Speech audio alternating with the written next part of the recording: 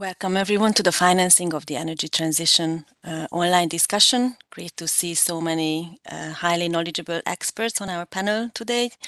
So this is a panel discussion and some keynote speakers throughout 2 days of this conference. And thank you very much to the British Embassy and the Hungarian Economic Association, who we are co-organizing this event with Cambridge Econometrics. Yesterday we had discussed how sustainability-linked finance can help with the financing of the energy transition and the differences between the green and the sustainable linked bonds, the emerging taxonomies. We all agreed that sustainable finance is here to stay and will become part of the business as usual. And in the meantime, we just have to be very mindful of the risks and opportunities. And although there is a growing investor base in Hungary, it is still very limited in terms of the offerings and the low volume of products. And today, the focus will be on the decarbonisation of buildings this morning, followed by a discussion in the afternoon about renewables.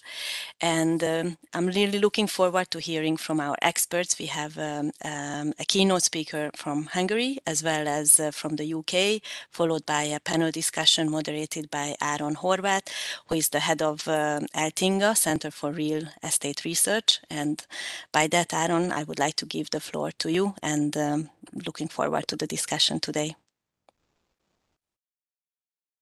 Thank you, Dora. I share a couple of slides at the start of the meeting. So the long title is Financing the Decarbonization of Residential Buildings and Public Institutions, but put it short, our session will be about greening the building stock in Hungary, and we collect also experiences from external experts.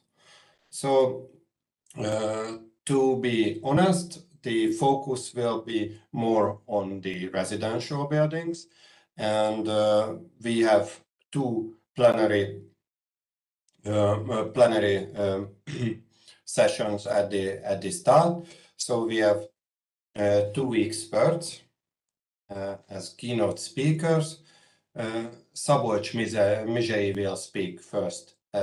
He is an executive director of the Hungarian Energy Efficiency Institute. And then after about 20 minutes, we will have Paul Smith, and he is the director of strategy and technical services at Sadix Finance. Then after the keynote speakers, we will have a panel with 4 panelists, and I will introduce them at that moment in about 45 minutes. So for now, I will give the floor to Szabolcs Mizsei. Please, Szabolcs, tell us something about the Hungarian building stock. Thank you.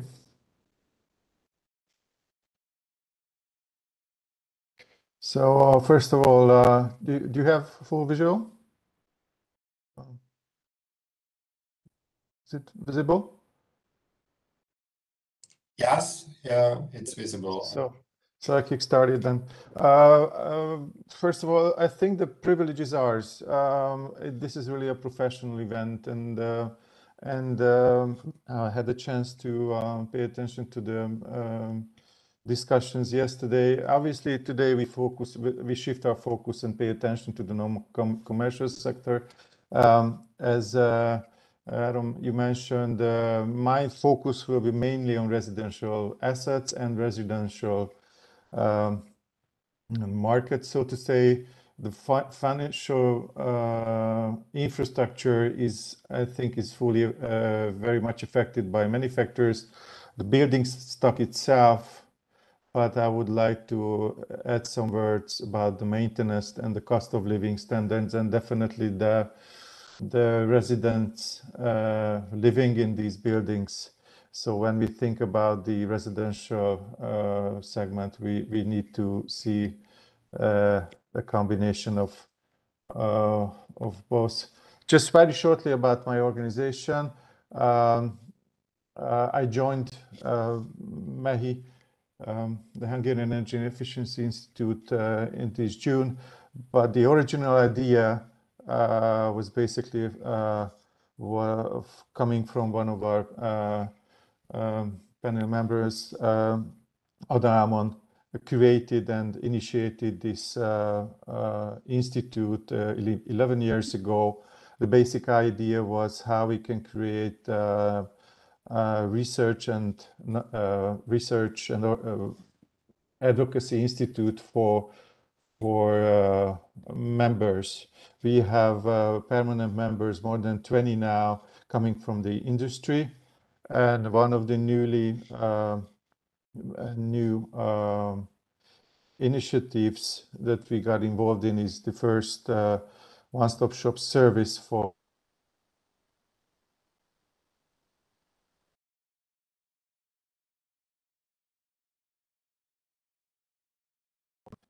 so that's about us. So why we think that energy efficiency as such should be and need to be a #1 priority for the overall energy system and its transition. As Barnabás Ács mentioned yesterday from the London Stock Exchange, he explained that whatever investment we make, finance or any new network capacity we build, or even renewable energy sources we create, the investment should be first to discover the potential of not producing any additional energy. So practically saying the demand side.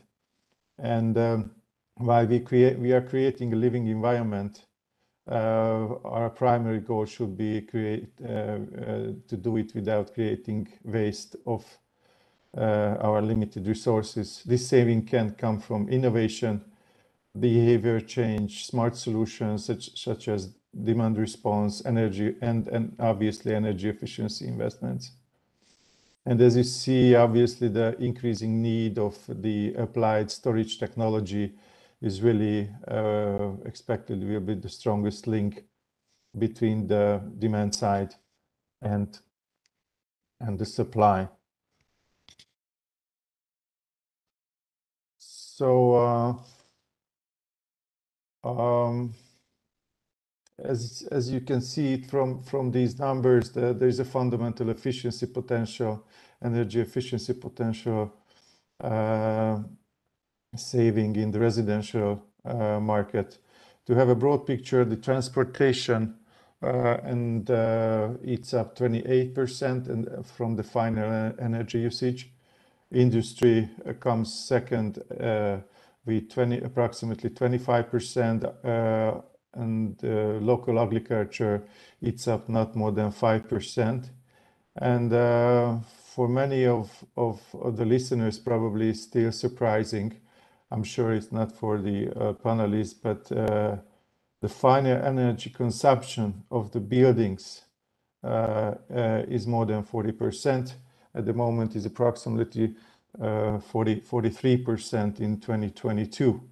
So what it means practically that the saving potential is the biggest here in this component, and should be considered as we call it sometimes, a sort of like a virtual power plant that is diverse, easy to use, and helps the overall energy network to stay stable. And it's not only green by definition, it's environmentally has a zero or even below zero CO2 consumption, since it provides negative consumption effects. So how can we utilize it? This is really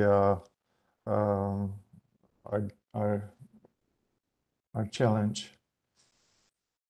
In this slide, you can see how we can measure the heating consumption of the Hungarian households from a macro perspective. If you compare these numbers to the EU average, there is a strong 60% saving potential. And knowing that the European Union has fastened up its renovation efforts, this number will probably expected to be even bigger. Deep renovation provides an opportunity for the households and the spending power, and obviously the spending power and the monetary tightening, which was mentioned yesterday, and the increasing interest rates will also make challenges for the investors and the financial institutions. But renovation must and should be a financing opportunity, and not only as an alternative of green power plant installation. In general terms, if we are committed to the climate goals of 2050, we need and should have at least 100,000 deep renovation should be executed yearly to reach the climate goals, which is approximately 3% of the building stock should be renovated yearly. In 2020, the newest number, the fresh number, shows that only 1% of the building stock is renovated. Even out of this 1%, only 20% of these renovations can be considered as deep renovations. Most renovation activities come from an immediate maintenance need or some technical issues, and 75% of these renovations do not utilize any kind of preliminary energy planning. Probably the most painful slide shows that to what extent we are affected to the heating challenge. Definitely, if you see the comparison, this segment is probably the biggest challenge for the residential energy consumption, and heating eats up 74% of the final energy consumption of the residents. And obviously, electrification is increasing, but this heating challenge still makes it not only a technical but also a macroeconomic challenge. Why? Because the lion's share of this consumption is coming from gas. This is, as most of us know, this is a long and painful heritage, and the pricing regime of the previous decade, thanks to the pricing regime, the consumption increased from 2.3 billion cubic meters yearly to 4 billion. It's a huge increase. There is also an insignificant increase, knowing that the local energy mix is dependable on import needs. We need to mention, just for the sake of clarity, that the value-added tax is fixed on any gas consumption, which unfortunately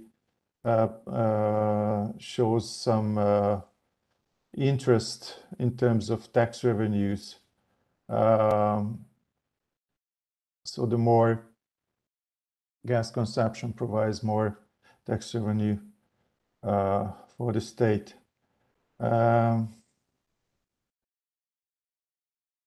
Yes. So a little bit more about the consequences of this previous price regime. In general, we have to say that there is a perceived stability, or the general public had a false perception of this price stability, and this price stability caused and maintained these inefficiencies. We have these inefficiencies means less of innovation, less of renovation, and you will see soon in more details that more than 65% of the existing residential building stock was built before 1980, so they are more than 20 40 years old, and the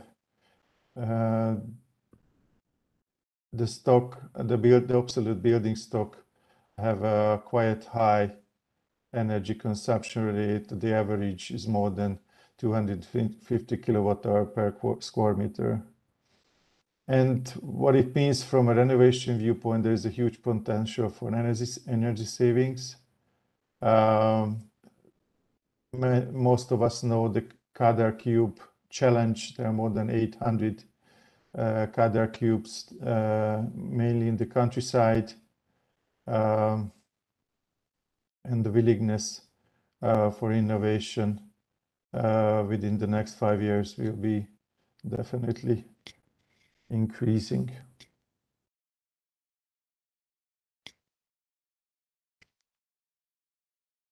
So the multifamily buildings, we have many discussions in the professional discourse of the modernization of condominiums, which is also due to the fact that energy poverty is the most pressing problem in the small town single-family housing sector.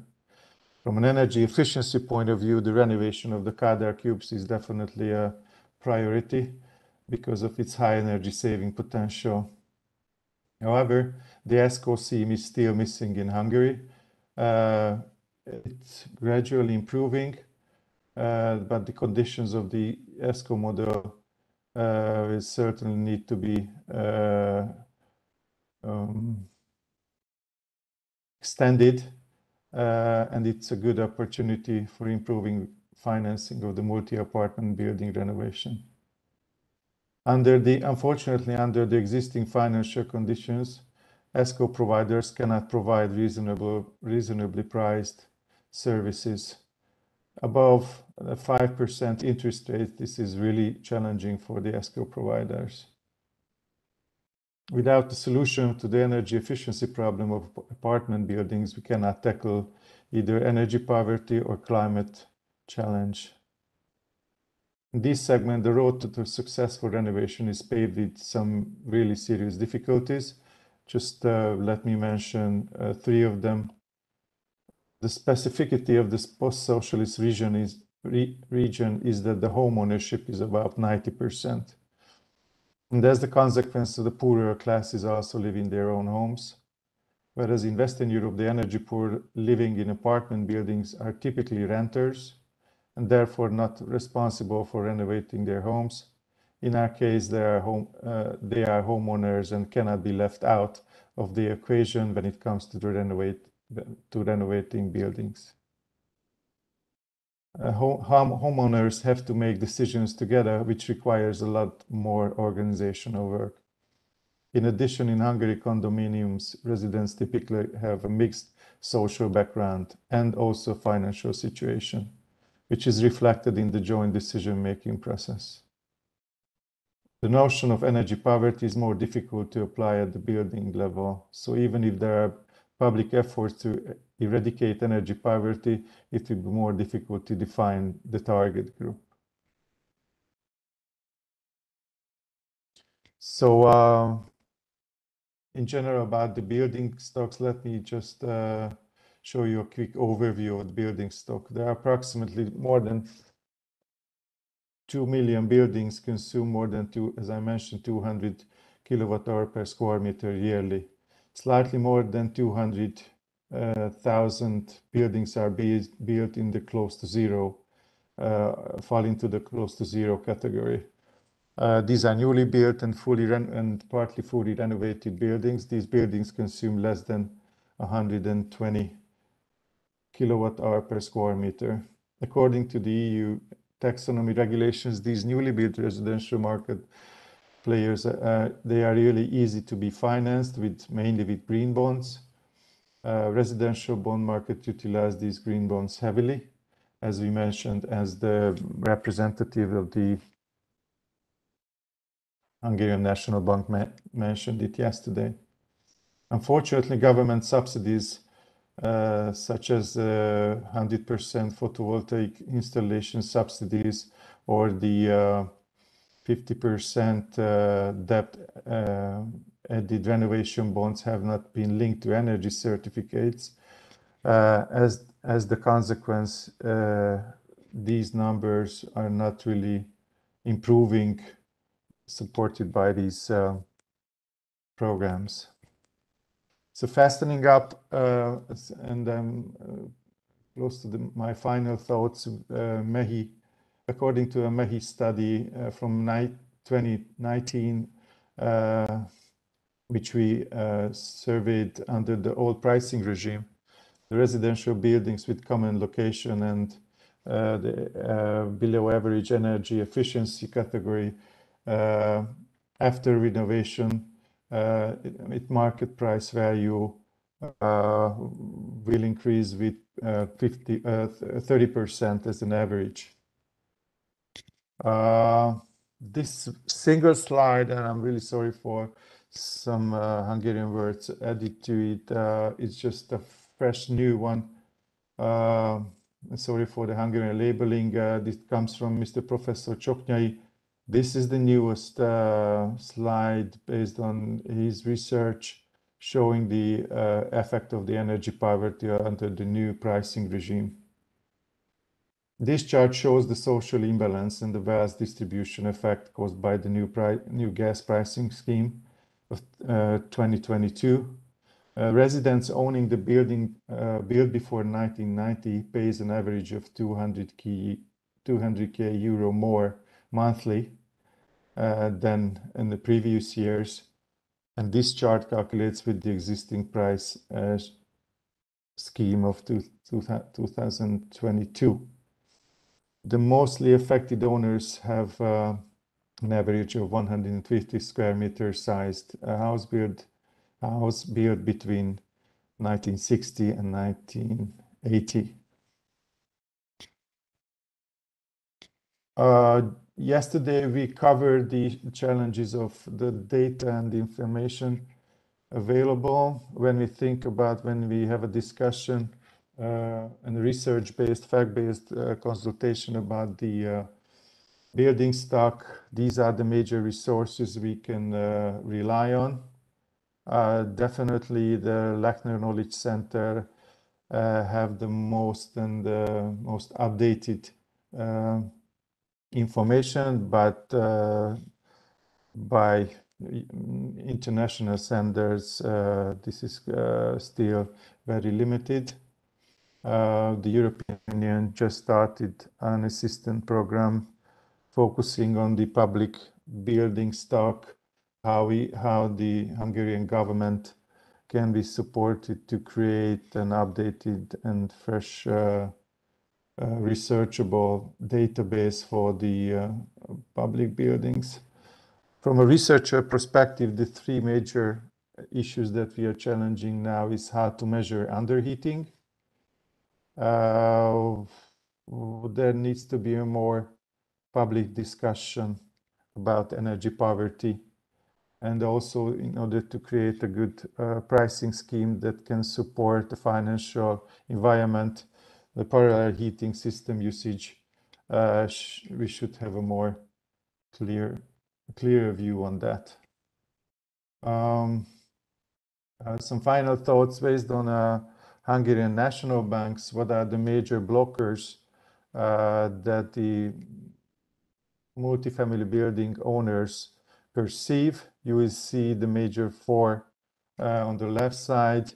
Still, there is a false, misled understanding that the energy efficiency is mainly financed by state-owned resources, but these resources are getting very limited and mainly EU financed, and they can never be as large as the demand. So just a short recap.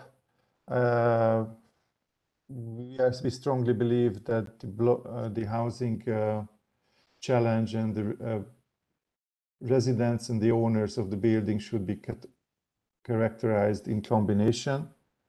There is still a false sense of price safety, which ended in 2022, but the energy poverty increase is sort of like a social taboo, and the major building stock trend is driven by the repricing coming from the increased and quite diverse heating stocks and large number of old houses in low energy efficiency category, and its number is approximately more than 1.5 million.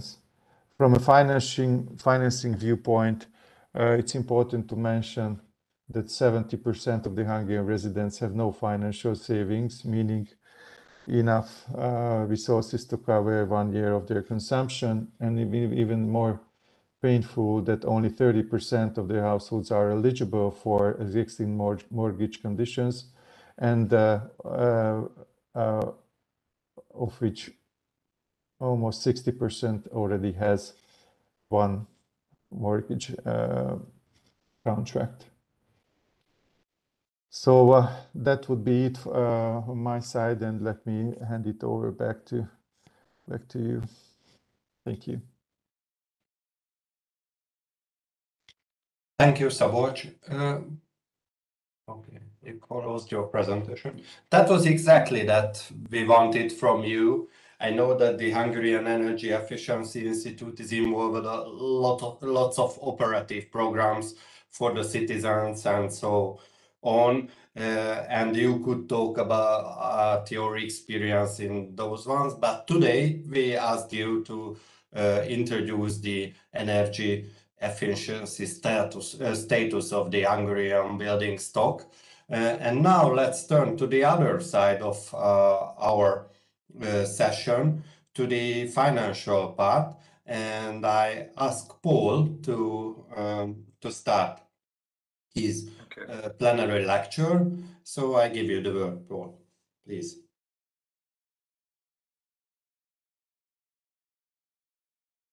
So I'm now sharing my screen. Is this for everyone to see? Yes, it's perfect. Thank you. Thank you. So thank you very much for inviting me here today. I'm very honored to be part of this two-day workshop. And as a way of introducing myself, I have engineering background, and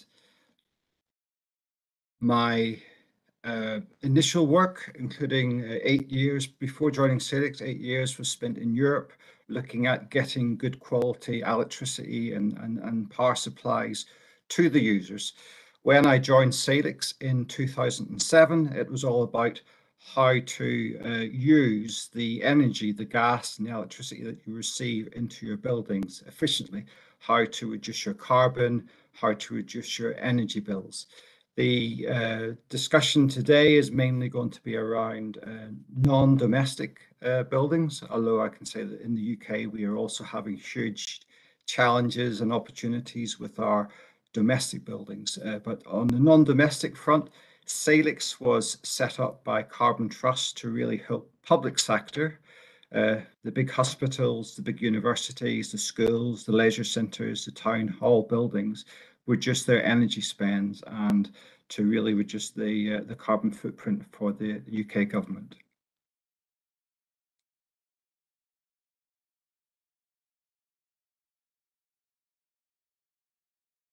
Just trying to change slide. Just to say, Sadix was set up by Carbon Trust. We were originally a social enterprise, not-for-profit company, but as we became bigger and bigger, we are now part of government. We are now an arm's length department body.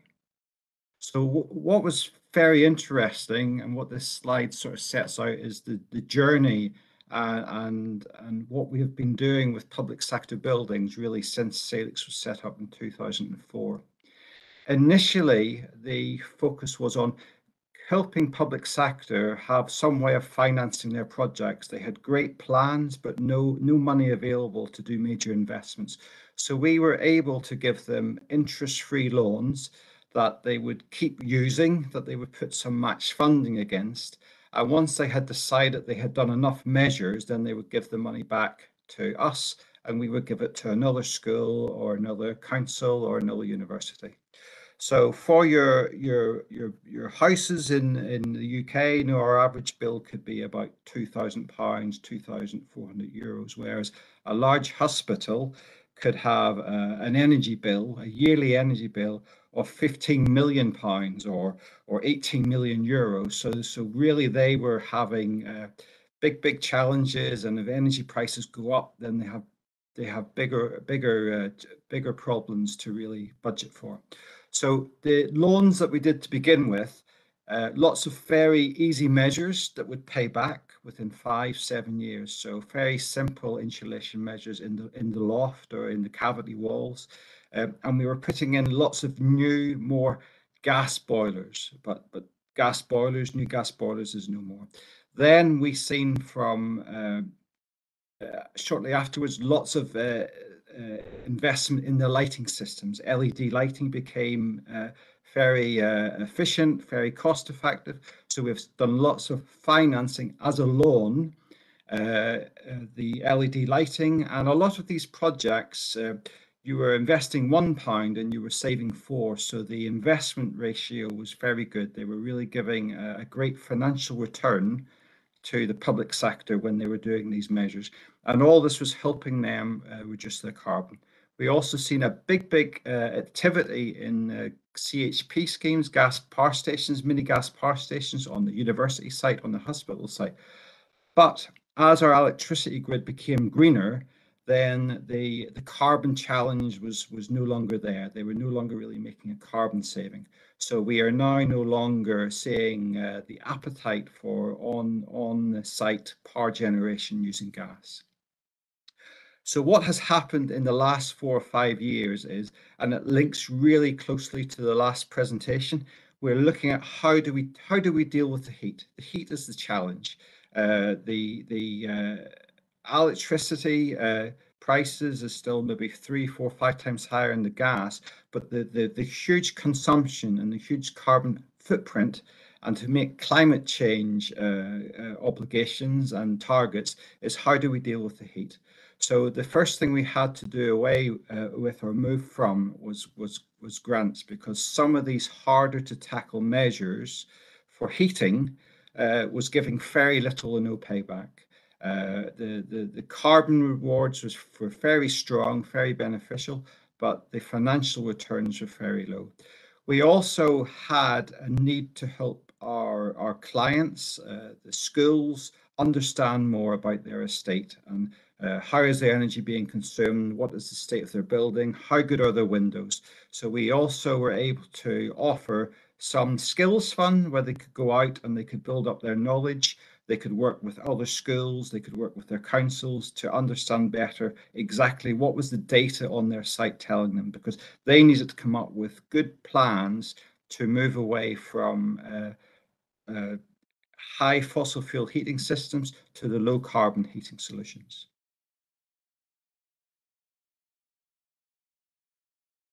So in terms of the net zero challenge, what we were asking clients to do was really to identify what energy they were using in their buildings. Where were they wasting energy? Because the cheapest way to deal with the carbon issue and the climate challenge is to not use the energy in the first place. The energy efficiency measures, there was a good approach, say, let's look at the fabric first before we put in a new heating system of low carbon technology. If we can reduce the heating need in that building by 30 or 40%, then that means that your future heat pump or district heating system can be much less cost for your energy bills and also less for the carbon footprint. And also, what do you need to do to make your site more robust? Do you need to store your energy? Do you need to increase your electricity substation coming in? So we were really looking at trying to get a client to take a whole building approach. So in terms of low carbon heating, this is really where the action's at. And also for government in the UK, they're also having these same discussions, this same focus with their domestic houses as well. So what we were encouraging clients to do with the funding that we are now delivering what we're encouraging clients to do is when they have got a gas boiler or a gas heating system coming to the end of its life, so that's typically 10, 12 years, depending on how hard it's been working, how much maintenance it's had. Instead of them putting in a new gas heating solution, we are asking them to not do that and put in a low carbon heating solution instead. So heat pumps are very, very front and center at the minute, very, very attractive to the market. And the main heat pumps we are really concentrating on would be the air to water, air source heat pumps, but we're also seeing good appetite for ground source heat pumps, although these projects are more complex, take longer, and water source heat pumps. We're seeing some great water source heat pump activities with some of the big rivers and other water sinks adjacent to our client estates. We also have a big push within the UK to make district heating a bigger part of the heating agenda in the UK. So if you can get your building to be ready to connect to a district heating system, this is also something that we will fund. Biomass is an opportunity, but of course we have to be careful it's not done within the city or close to certain types of housing. It has to have a good source of fuel. It has to be in the right area. And we also have typical electric heating, but of course the benefit to a heat pump over electric heating is you get more heat output for the same electricity you put in. Typically some of the heat pumps we're getting three times heat coming out for the electricity that we're putting in, whereas a straightforward electric boiler would be 1-to-1. So in terms of carbon, in terms of funding these projects, we have to see the heat pump having its advantage. But to make the heat pump work and to make the energy bills not go up and to help fund the projects to make them really financially attractive to the end user, not just as a grant, but also to the lifetime to run the projects, we do look very closely at what has the client being able to do to reduce their heat need. Can they make their building more airtight? So as well as cavity wall, loft insulation, we also need to fund, and there's lots of appetite for doing either internal insulation within the walls or external insulation, or we do double glazing. So whereas a loan wouldn't pay back for windows to make the building more airtight and better energy leakage, we are also giving some grants and encouraging clients to take a whole building fabric approach first before they put in their heating system. We have lots of great examples. So what we are doing is funding capital projects. So all these reports that clients are doing, we are bringing these projects to life. And one of the great things we can do is with the thousands of projects and the thousands of clients we've worked with is share the success and share the learning and share the ways of getting projects to work. So this example of a school is great, where as well as putting in low carbon heating, they're improving their lighting, the learning environment. So when you do the lighting with the heat pump, then you're reducing your electricity bill.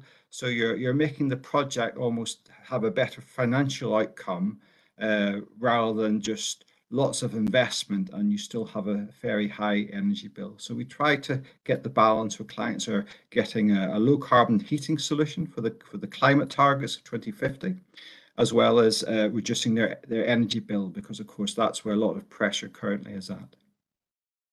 So we do lots of work, as I said, not only with schools, but also with universities, with some of the biggest hospitals in England, with lots of the council buildings. Leisure centres are very hungry and have very high energy bills, but I've got a great social impact for the community. So we're working with all these types of clients to try and help them reduce carbon and fund good projects.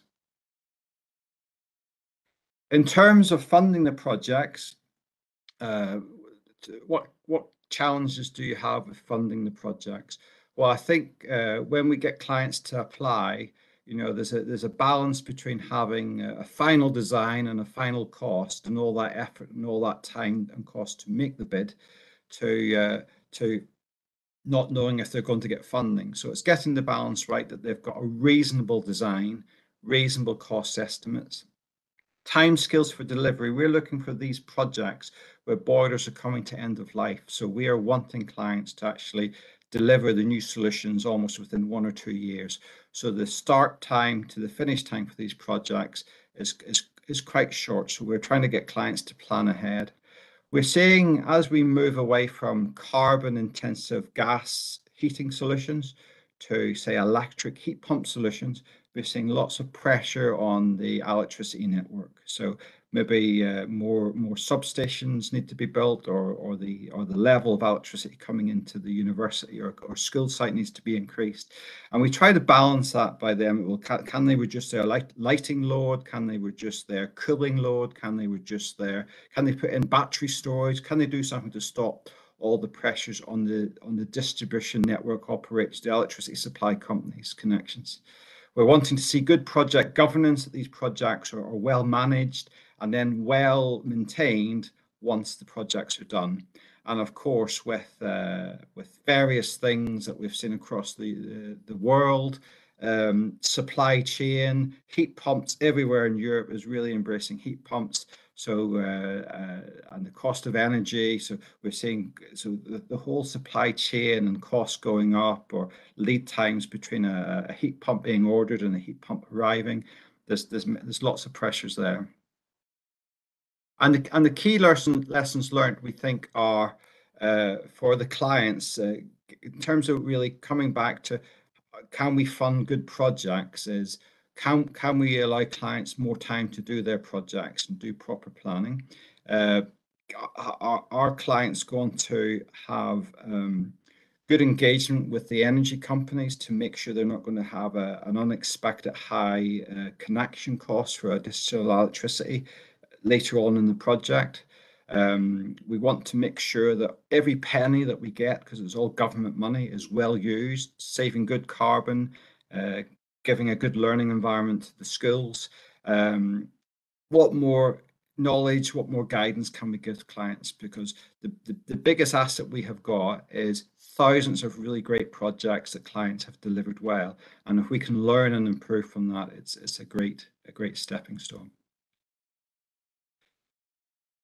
So I would say thank you for listening to me this morning. To draw some conclusions, we've seen a whole cycle of moving from doing very soft, quick payback heat reduction projects to doing lighting, to now looking at the hard heating projects, where unfortunately with the challenge of the paybacks, we're seeing that grants have to form part of the overall solution.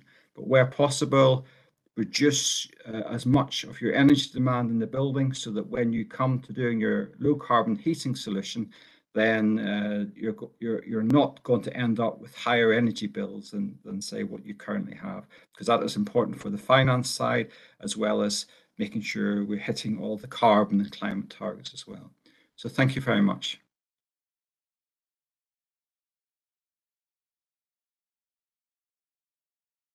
Thank you very much, Paul, for sharing your experiences. Now we had two very different points of view about the same topic, about the same goal that we have to reach and we all want to reach. And I think one of the common points in both lectures was that it is an enormous task to complete. And it's so as an enormous task, it needs enormous amount of money. And we also have a question from the audience here related to the Hungarian situation, and probably one of the experts can start the conversation about this topic. Okay, so the question is, just to be clear, if we want to make all the Calder cubes and housing estates, panel buildings make energy efficient, changing windows, external heat insulation, reconstructing heating system, etc., what is the total investment needs? For what are the EU subsidies enough in the next years? So Is there a brave expert here to try to answer the audience questions, or let it go to the panelists?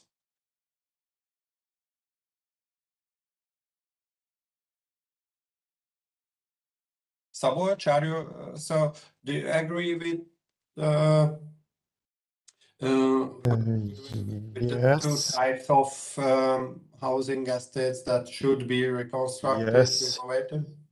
Yes and no. I think I'm not brave enough, but we have a very brave and very research-driven, thorough head of national banks, Hungarian National Bank, because 2 weeks ago, President Matolcsi declared a number which is assumingly based on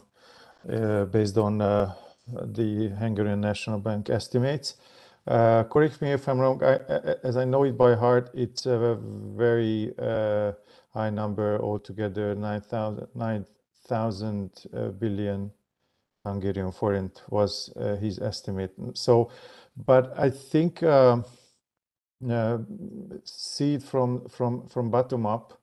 The more important is the pace and the level of knowledge that we gain through these projects. So as you mentioned, Paul also mentioned that this is a gradual social and financial complex effort. So obviously the low-hanging fruits are coming first, which Paul also mentioned. But the learning, project level learning, and the methodology and the financial background and the co-financed methods are just as important than the final resources and the final investment itself. So I would put more emphasis on the process rather than the final number. Thank you very much for your reaction, Szabolcs. And I think now we can turn to our panel discussion today. I share a couple of slides for the introduction.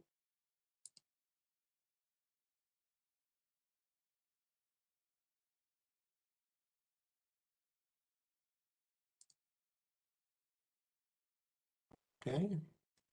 So after the keynote speakers, we will have a panel discussion. The panel discussion will be about 45 minutes long, and the panelists will talk about current affairs, and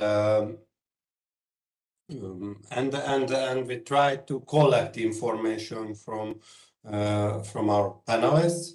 So the panel discussion will be based on facts and the opinion of the experts. We have this will be a very interesting panel discussion because we have very differing background panelists. We have policy maker, policy expert, we have an expert from the NGO sector, we have financial expert, we have market expert here, and let me introduce them in a nutshell. So we have Ada Ámon. She is the chief advisor to the mayor of Budapest on climate affairs, and currently she's affiliation is the Budapest City Hall. As a market expert, we have László Balogh here from the largest real estate portal ingatlan.com, and he is the chief business expert there. We have Zsombor Barta from an NGO of the Hungarian Green Building Council here, and Zsombor is the director there. And we also have James Houghton. He's a program director at the UK Green Finance Institute. So we have 4 panelists, and we also have 4 issues that the panel is organized around. The first one is, what do we know about the building stocks energy, the Hungarian building stocks energy status? The second one is, what goals should we achieve? What goals can we achieve?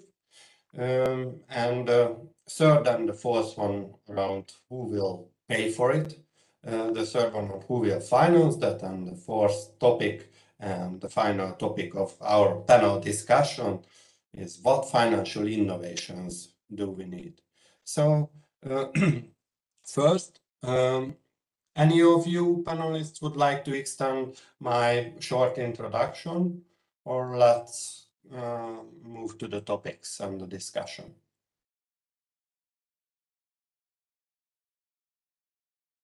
Okay, I take it that let's go to the first topic. What do we know about the Hungarian building stocks energy? Szabolcs also showed a couple of slides about the Hungarian building stocks, mostly residential. We concentrate on residential in this issue. And I give you the floor. So who will be the first to highlight the most important issues about our current status?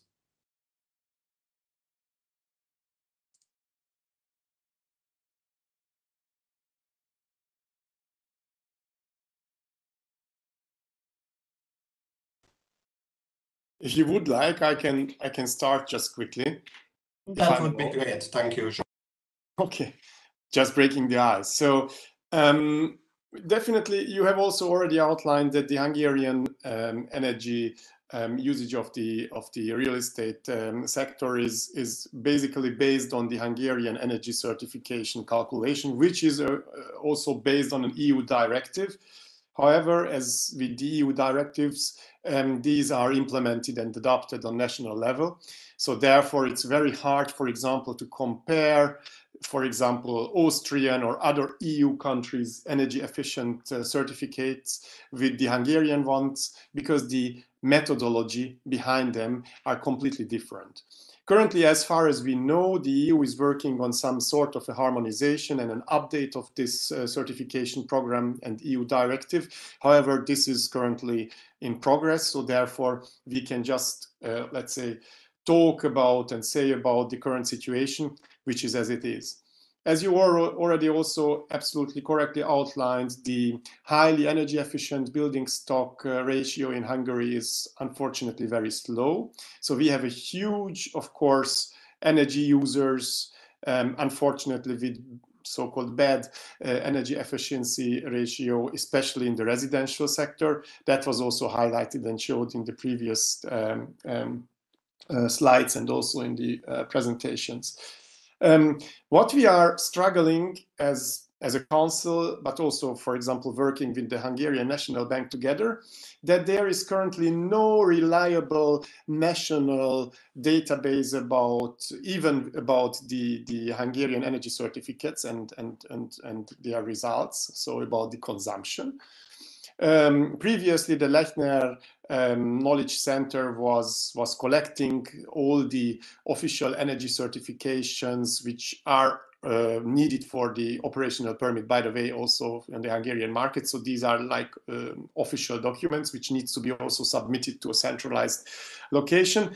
However, not even the Hungarian National Bank, or of course not our organization, was able to get reliable information and let's say data out of this Lechner Knowledge Center about the situation of the building energy users.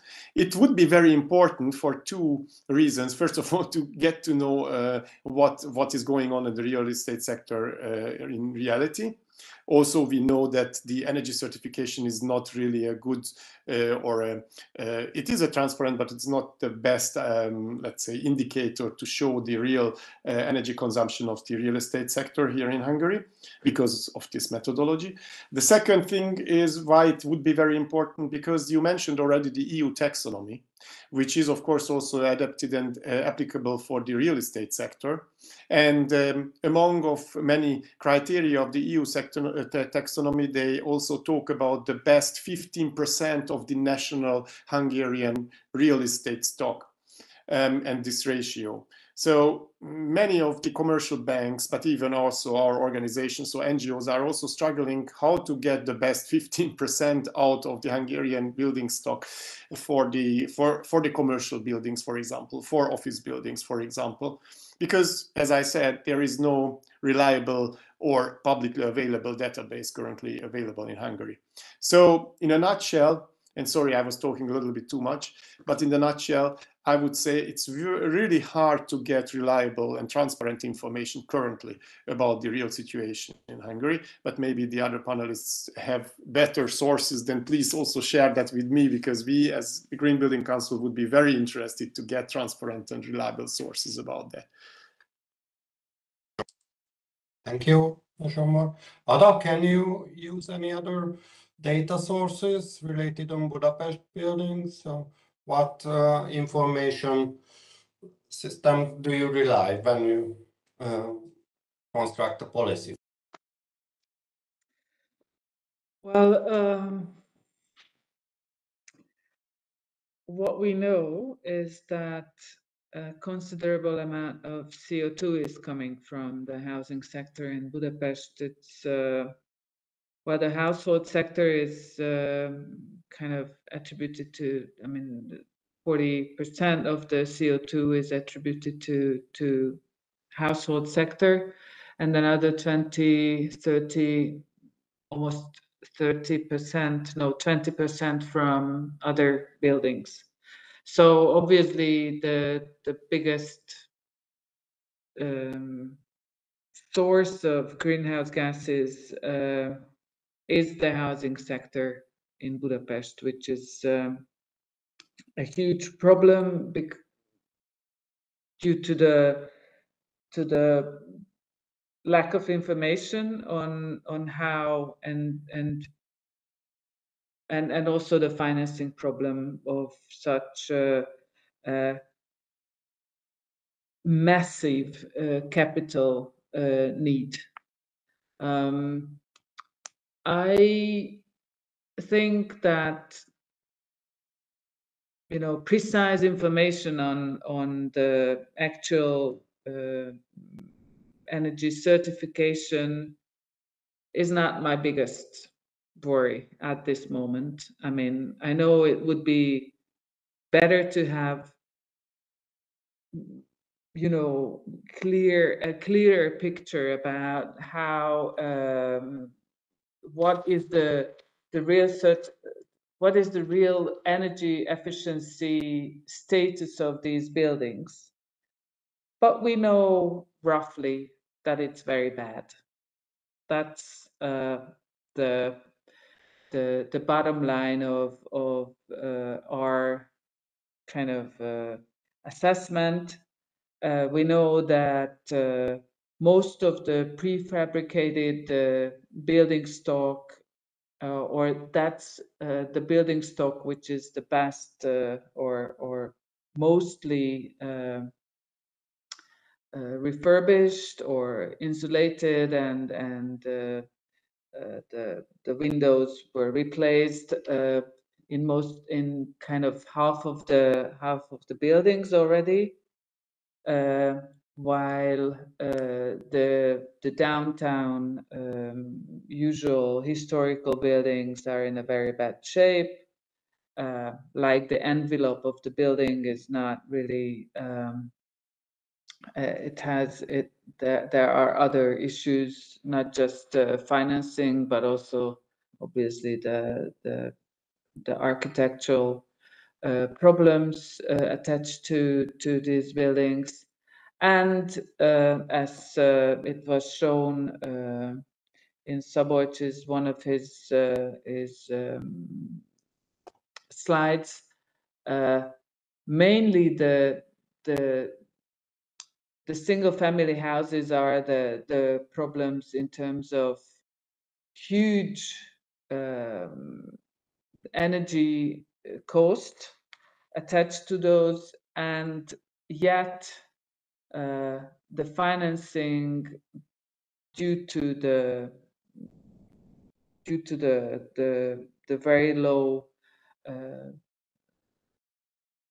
how to say, savings of these families are a problem. So we are facing multiple problems in financing energy efficiency, not mentioning one of the biggest problem that the government has not allocated whatsoever the money for these purposes, for this purpose from the previous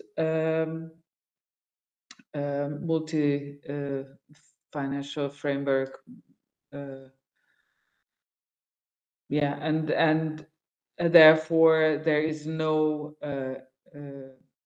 there's no culture in Hungary in using public money in for this purpose, which is a big problem, I guess, because without non-refundable grants, I don't see how to accelerate and how to scale up the energy efficiency spending from in Hungary, and I guess it's true for whole Central Eastern Europe.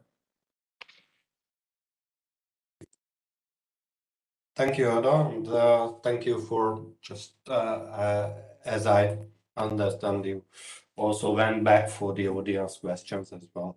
So, Laci, I would turn to you. That is energy efficiency still an expert topic? So, what is your experience? Does the public is concerned in this issue? What are your experiences?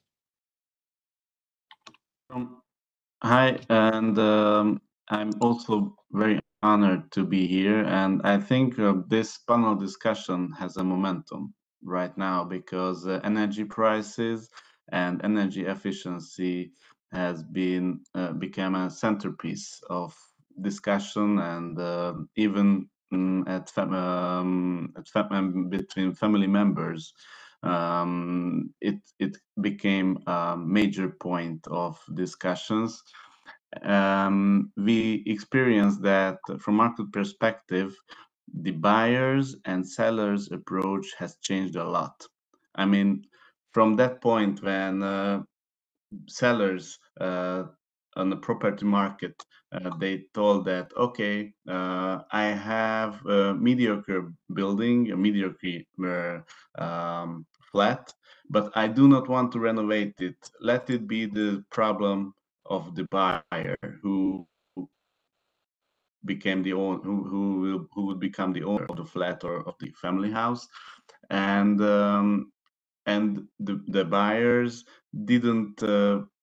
It wasn't a major factor, and wasn't a major driver when they selected their new home. How energy efficient that building is. So it changed a lot. It has changed a lot in the past few months, and from that point, we arrived to that stage when sellers on the property portal put utility cost bills among the pictures to prove that, okay, my building is energy efficient and here are the consumptions data. So it has been a great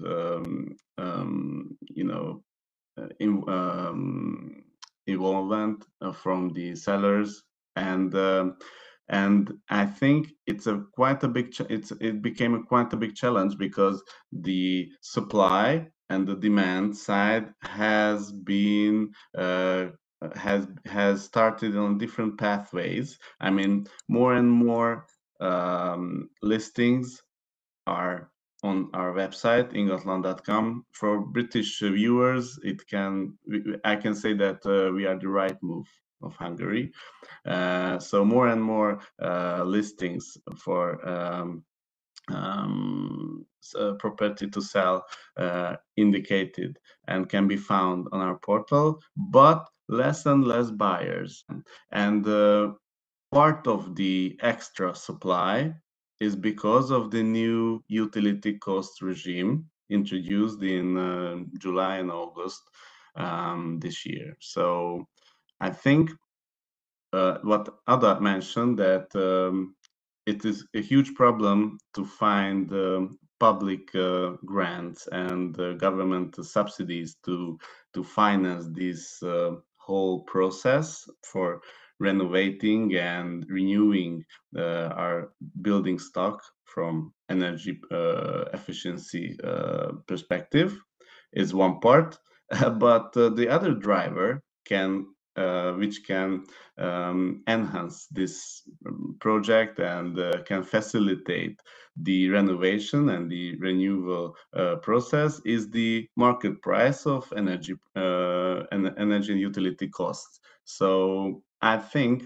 we have a momentum now, and I'm really curious that which way are we going to forward.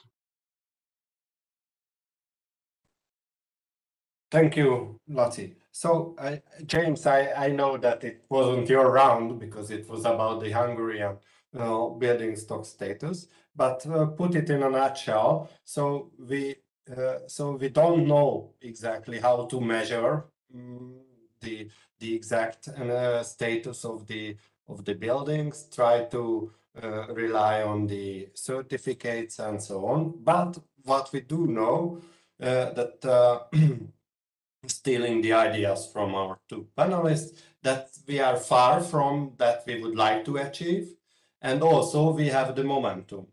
Could you give us some advice that what should be realistic goals, either on the micro level, so on the owner's level, or what should be a good program to complete or something, and either on the macro level, on the country level, goals that should we omit totally gas and so on.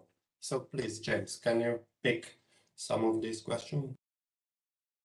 Thank you, and thanks for having me on the panel. I think ultimately our goal, we need to be aiming at net zero for 2050, and I think then we need to bring back what the milestones needs to be on a country level, on a specific level, even down into a municipality or regional level. I think here in the UK we have different councils that have declared a climate emergency and are then creating on their own sort of micro level, to put it in your words, goals to head, milestones to head towards towards 2050. So in the UK, for instance, we have an aim to have EPCC by 2030, and so that's one of the milestones that we're trying to hit in the UK, and that's going to cost.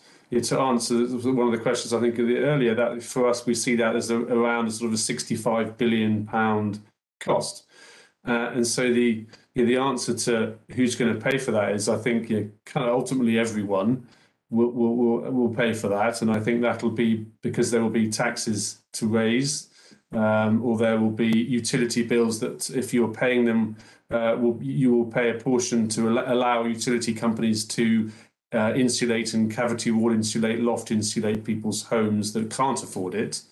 And so I think ultimately, if you can afford it, then we need to structure financial products that are able to allow you to then renovate your homes. We need to change some planning laws. So there's a lot of things that need to come together to happen, but we need to have the milestones in place for us to aim at those.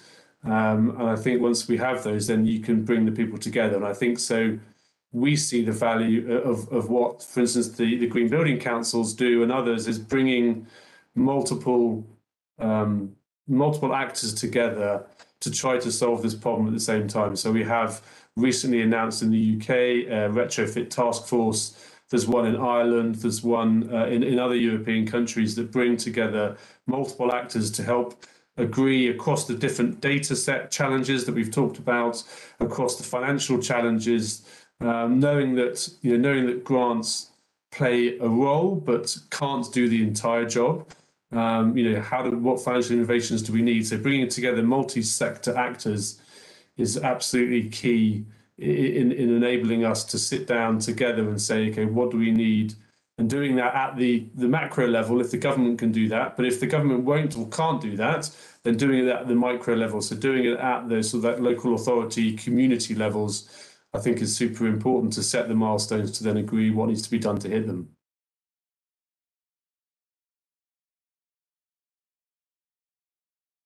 Thank you, James. So what do you think generally? Are we in late? So with on the roadmap to these goals in Hungary? So, or are we in time that we should set up cooperation between the differing actors and let's talk about it and finding the financial part of it, or are we already late? Any of you have opinion about that? Well, we are totally late, I guess. But, you know, I mean, obviously you cannot be late with something which has not been done, but needs to be done at some point. So I guess if we want to really reach climate neutrality by 2050, that means that we have another 30 years. And over that roughly 30 years, we have to refurbish all the existing buildings in Europe, which also includes Hungary. And so, but we have an even more ambitious goal in Budapest. We have a goal of turning entire sectors into climate neutral, and obviously it is not possible to make all the housing, real estate up to 21st century modern, you know, housing and buildings to turn them into modern buildings. But at least we need to figure out what would be the best way of turning them into modern and energy efficient buildings. And so for that, we have to be piloting a lot of ways and figure out what would fit and, you know, suit the Hungarian audience, so to say, orchestrating money into that goal. And that's what I don't see at the moment. I don't see that the government is talking to financial institutions, trying to convince the European Commission that they would use this money purposefully for the next term. I don't see that they are talking to international financing institutions, channeling that cheap money, which is there's no cheap money at this point, right? So until we had cheap money, they didn't use it well, and now we are gonna be using very expensive capital to turn our housing stock. If we do that, it will be much more expensive to turn our housing stock into more efficient. And this is what I'm worried about, because at the same time as we have a much more expensive energy to heat and cool our buildings, the the capital is also very expensive. So there is no, I mean, I'm not a financing expert, but you know, have some background on that. So probably it's not gonna work out very nicely. This is one thing. The other thing, if we compare, for example, to UK, our thing, there is a paradox in energy efficiency. While in UK,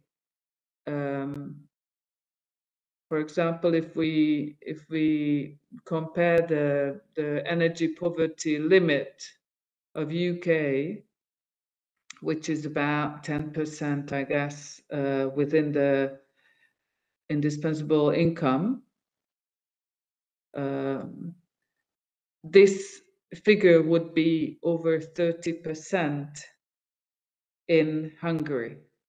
So you know what I mean, that the energy price within our income and the energy spending is much higher. At the same time, we don't have savings. So the paradox is that the energy price in UK is not such an important actor within the total income, but you still have savings in the family to finance something, but it's not that important to finance it. While in Hungary, it would be very important for the family to reduce the energy spending, but there is no savings to finance that investment.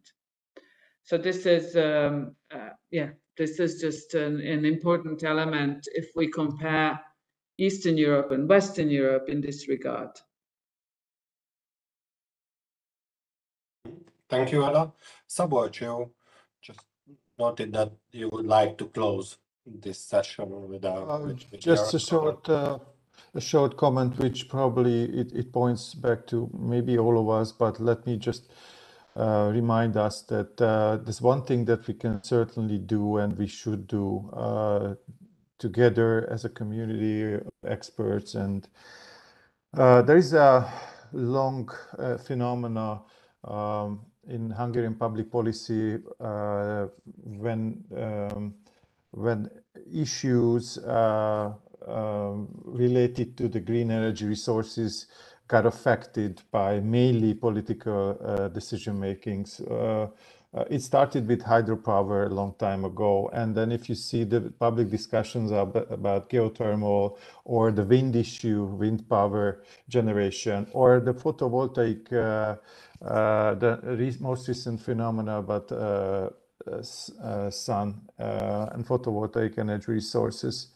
I think there is the common responsibility of us is how we can avoid a situation when energy poverty and energy efficiency as such will suffer the same in the future. I think we should not allow to do that. This is a complex matter. It affects social policy, it affects financial environment, budgetary constraints, lot of things. But this can be achievable. This can be handled separately from the previously mentioned green resources. So the public policy discussion must, and I hope it will be supported by the general public, and it won't be distorted or misled or confused by the political discussion. Obviously, the two will be combined. I think our responsibility is how we can provide the expected results to the general public with the support of all the stakeholders. Thank you very much. So to sum up the first part of our discussion is that we have a very different, challenging task to complete in the coming decades. we are in late, but we have a momentum here, and I think so. One of the most important barrier is the money, as always, and especially in this case because we need a huge amount of money to spend on. And I'd like to share a slide here as well to raise your probably to raise some thoughts for the second half of the panel discussion, where we will have 20 minutes for. So the title of this slide is "Who will finance that reconstruction?" According our rule of thumb or back of the envelope calculation, that approximately 1/3 of the Hungarian GDP is needed for the total reconstruction of the Hungarian residential stock to cost-effective level. And first, I would like to turn to Laci, that will the owners pay for it? What is the willingness among the owners? And do you have any ideas how their willingness should be raised? And then the floor is open to the others as well. Thank you.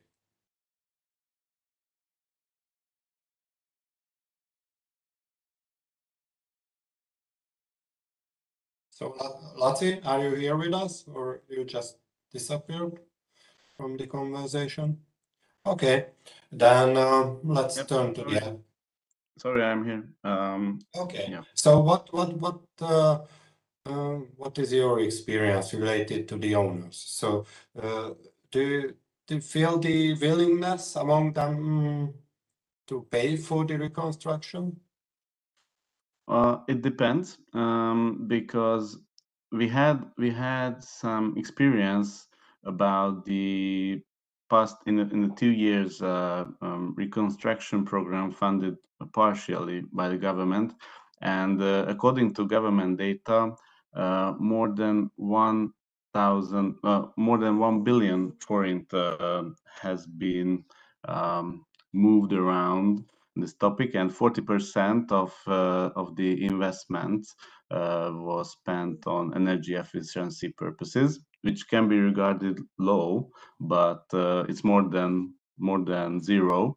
So I think in the forthcoming years and forthcoming months, I think it will be more and more important for the homeowners as well, and it can we have some data about it because after July we introduced the new dimension which can be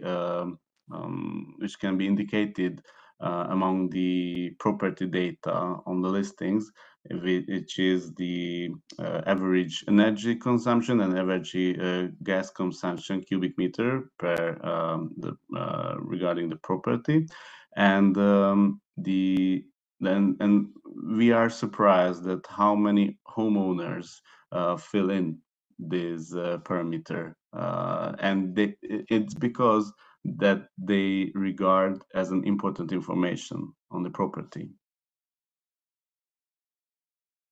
Thank you. So, James, is there a rule of thumb or anything that who will pay for this enormous amount of money? How, what part of the should come from the government, or what part should come from the owner?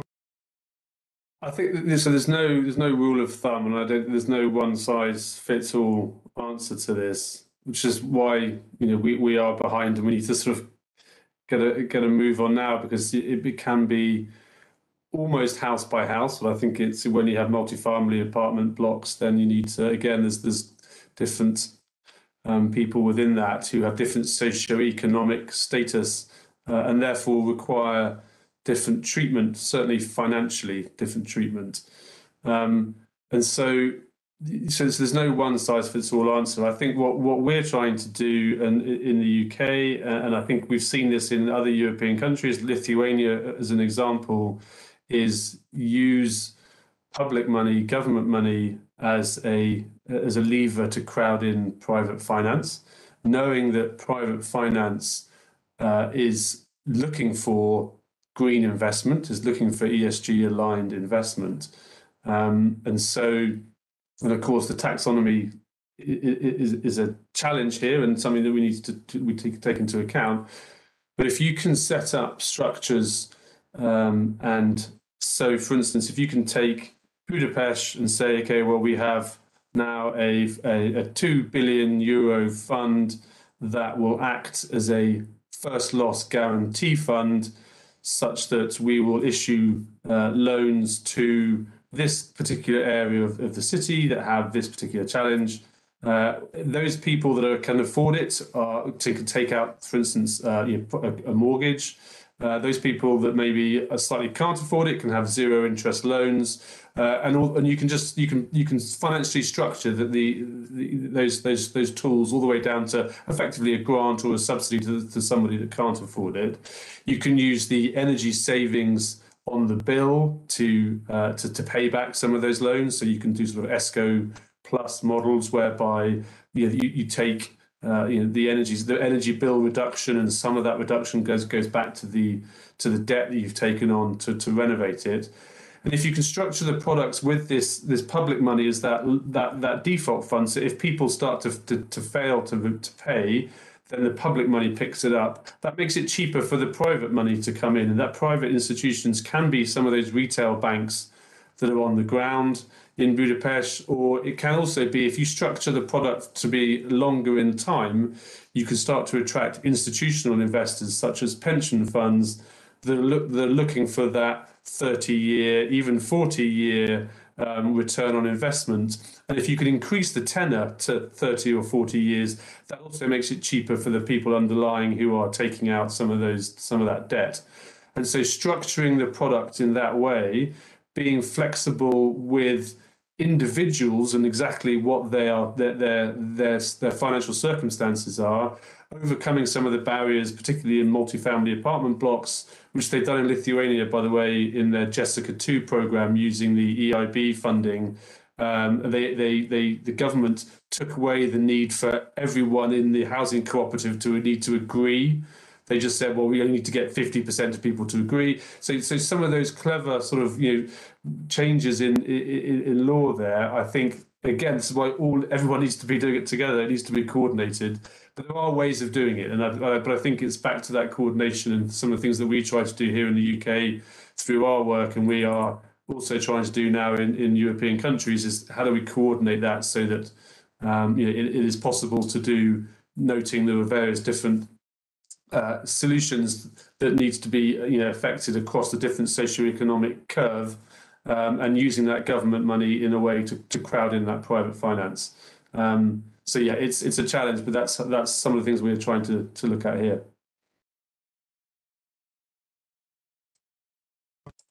Zsombor, probably.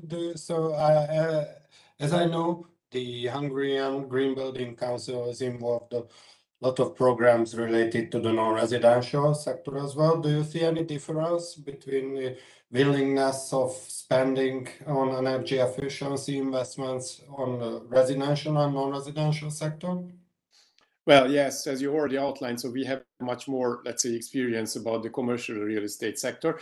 And as correctly James already outlined, I mean, the investors and funders are currently extremely looking for, let's say, safe investments, which means also sustainable and energy efficient investment.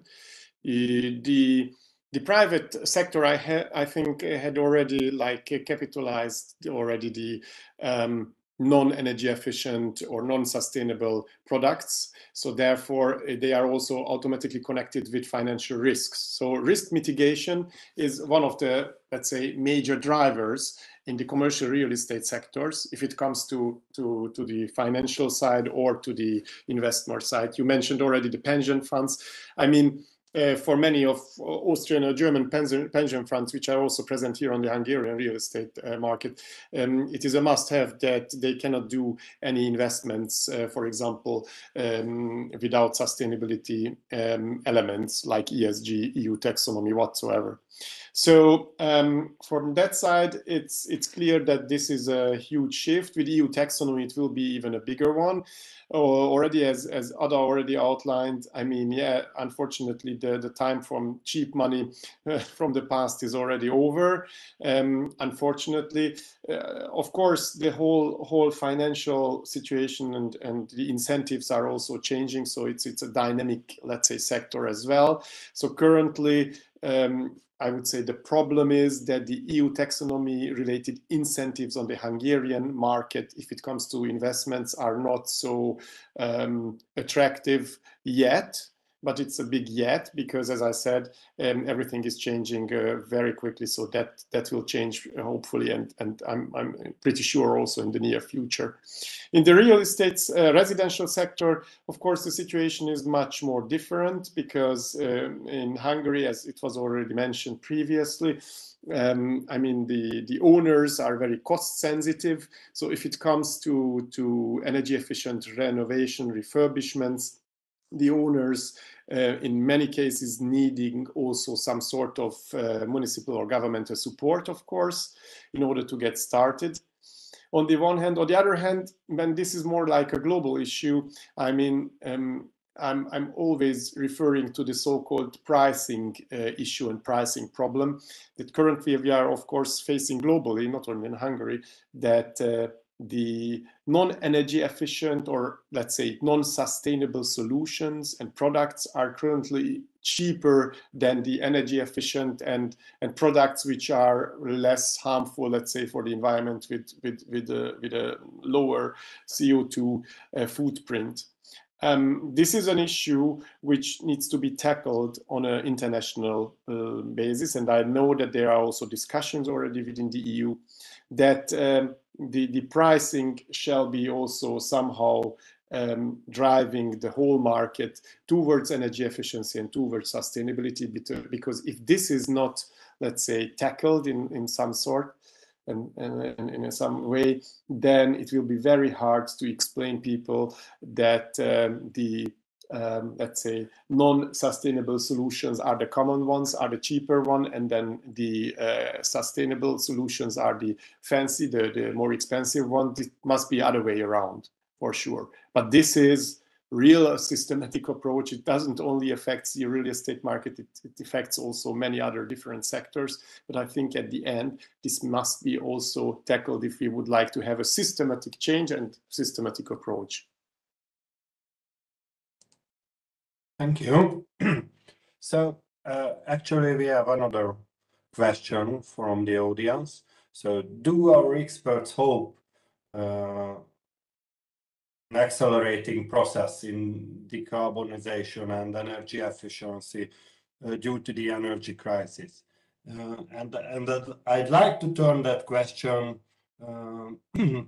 to a policy questions, that what do we need to accelerate this process as the final part of our discussion. So we have I would like to use our remaining 8 minutes for raising policy suggestions. So what do we need immediately? What would be the first steps that you would like to install in Hungary to accelerate this process? Anybody? So as we have 8 minutes, each of you has 2 minutes to answer this question. Who would like to start? Well, I guess if I may,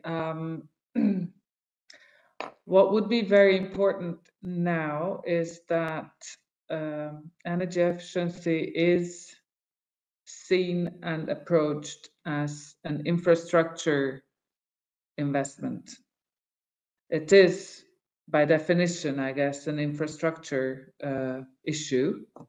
And if we manage to define it as an infrastructure, then public money and state needs to be involved in that investment.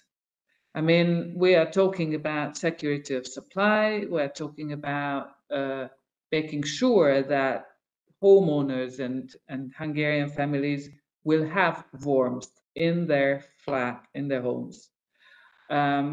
So from a policy point of view, we have to consider all the important actors in this chain, like the state, the government, municipalities, and make sure that they have their own role identified in this and also in the financing of energy efficiency. And if we manage to do that, then probably we run into this issue with a much better chance of really coping with it. But I can't, within 2 minutes, I can't deliver more, elaborate more on that. Yeah, but it was a great introduction. Some of you with more specifics, regulations, setting up green bond, spending on R&D or anything? Let me just Please. Let me just kickstart and then limit myself really to just 3 ideas, and they're strongly linked to the financing background. I think our assumption is that in terms of the general pricing scheme, the maintained gas prices, then the electricity prices, it's in short term it's easy to maintain but hard to finance from a central budget viewpoint. So we do not expect that it's based on the pricing forecast, which is really hard to do any estimation in a European scale, but it will be really hard to maintain. What does it mean? So we need to turn on some alternative financing resources. Energy efficiency obligation framework should be extended to an extent to the general public in a way that it can finance and co-finance other private investment activities. And I premised only 3. The third, which I think is an important input also from a financial viewpoint, we need to identify energy poverty as a social challenge, as a social failure, and because the identification energy poverty levels and those who are in need, it should be also there should be more public money available for those in need, and the subsidies that will be available should be combined with these central resources. Thank you. James? I completely agree with the previous speakers, so I can just also repeat them. However, if you would like to have also some specifics, I would outline that let's say it will be from the policymaker side more, let's say, stability, and in terms of node incentives in terms of energy efficiency, which would be also highly welcomed on the market, because currently in Hungary we have programs which run out very quickly if it comes to energy efficiency and the real estate market. However, these are like short actions. And if some money is available, put it into that, and then the program is running out, then everybody is waiting for something new. But there is no systematic thinking on the government policy side, which, although we have very good strategies, mid and long-term strategies, which sets wonderful goals and wonderful targets. So that exists on the one hand side, but on the other hand side, I would say more stable and foreseeable strategic policy thinking would be very welcomed on the market. And if you can tie that into a budget that is set, year by year, guaranteed year by year, then I think that then gives the stability for the investors and the supply chain to invest into. So I would absolutely agree with all of that, and just say that piece. If you look at it in Ireland, for instance, Ireland have got a retrofit task force that you can see exactly how much they're going to put in public money up until 2030, year on year. That's guaranteed. I think that's a really good way of doing it.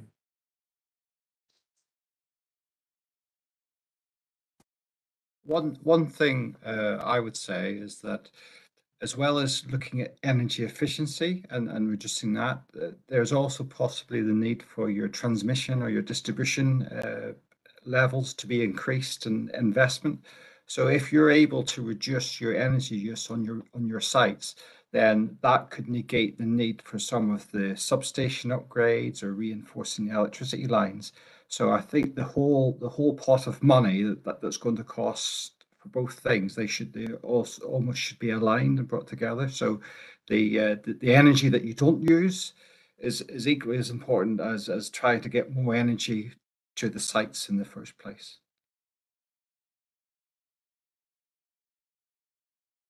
Thank you. So I think we are exactly on time, and I will and thank you for all of you for participating actively. And I hope that the audience enjoyed this conversation. I really did.